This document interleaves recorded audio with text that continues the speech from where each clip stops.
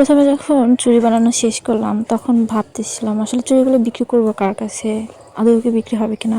Hello everyone, আসসালামু আলাইকুম। এই কথাগুলো বলার একমাত্র কারণ হচ্ছে একটা বিজনেস এতটা সোজা না। আমি একটা প্রোডাক্ট নিজে বানাবো নিজের পছন্দ মতো, ওটা আমার কাস্টমারের পছন্দ হওয়া চাই, আর কাস্টমারের রুচি পছন্দ অনুসারে প্রোডাক্ট তৈরি করা এতটাও কিন্তু সহজ না, অনেক বেশি কঠিন তা না, কিন্তু অবশ্যই কাস্টমারের কাছে অনেক কাছে পৌঁছাতে হবে।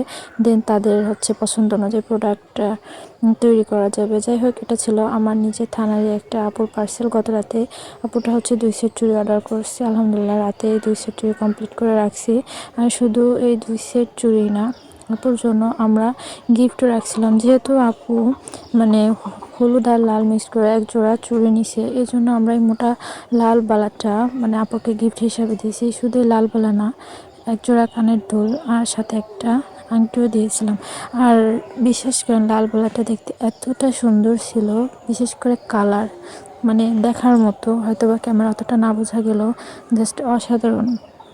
আমি নিজেই এই লাল বালার ফ্যান হয়ে গেছি। যাই হোক, আপনারা যদি ভিডিও দেখে থাকেন অবশ্যই রিভিউ দিবেন।